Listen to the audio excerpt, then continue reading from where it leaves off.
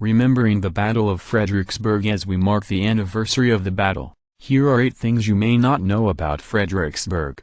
1. Fredericksburg was the first time Ambrose Burnside commanded an army. Burnside, a West Point graduate, had risen quickly through the ranks and had seen action at several battles, including First Bull Run, New Bern and Antietam. Abraham Lincoln had approached Burnside about taking control of the Union's Army of the Potomac at least twice before the fall of 1862, but each time Burnside had demurred, partly out of loyalty to its current commander, and West Point classmate, George McClellan, and partly out of doubt about his own abilities. By the fall of 1862, however, following McClellan's failure to press his advantage after Antietam, he was on his way out. Burnside remained Lincoln's first choice, but if he was still reluctant, the president was prepared to offer it instead to Major General Joseph Hooker, one of Burnside's fiercest rivals. The thought of Hooker leapfrogging him in the hierarchy finally did the trick, and Burnside accepted command of his troops on November 7.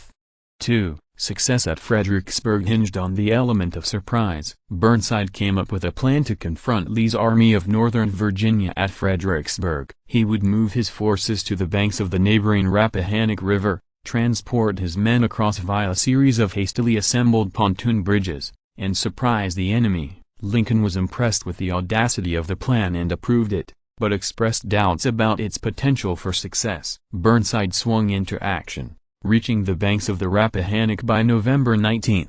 His pontoon boats, which were supposed to have been sent ahead, did not. Some Union generals, including Winfield Scott Hancock, believed the river could be crossed even without the boats, and urged Burnside to act. Fearful of moving supplies and armaments across even the shallowest part of the river, and worried that a rainstorm could strand parts of his forces on opposite sides, Burnside refused. For more than a week, he and his men sat and waited for the critical supplies, all under the watchful eye of Confederate scouts. Lee, now aware of the enemy's position, was able to move reinforcements into key positions, including a high bluff above the city called Mary's Heights. When the boats finally arrived, the initial crossing points Burnside had planned on using on the outskirts of the town were deemed too dangerous. Well aware that his predecessor had been removed from command for his refusal to actually take his men into battle, Burnside decided his only option was a frontal assault on Fredericksburg itself.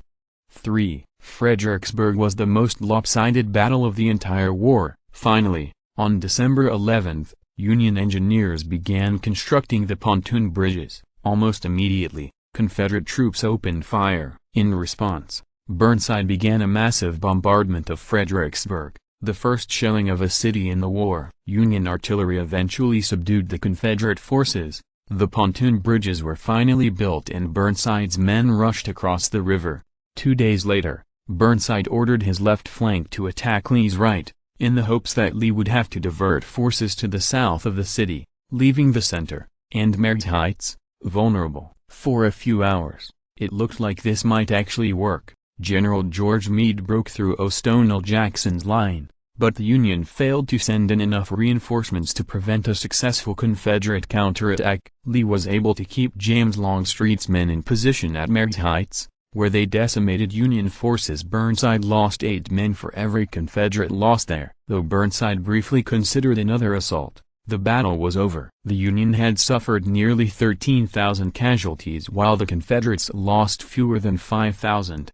4. Burnside was an unpopular commander. After the battle, a number of Union generals spoke out about Burnside's leadership, including Joseph Hooker, who had refused to continue the futile assault on Mary's Heights. Meanwhile, Burnside was formulating a new plan to attack Lee's forces, still near Fredericksburg, once again crossing the Rappahannock. By December 30, he was once again on the move until he received a curious telegram from Abraham Lincoln ordering him to halt. Burnside's generals were so fearful of this new plan that several of them traveled to Washington to personally inform the president of their concerns. Burnside was furious. He demanded that the officers be fired, then offered his own resignation, neither of which Lincoln agreed to. After a nearly 3-week delay, Lincoln finally approved Burnside's plan, though he urged caution.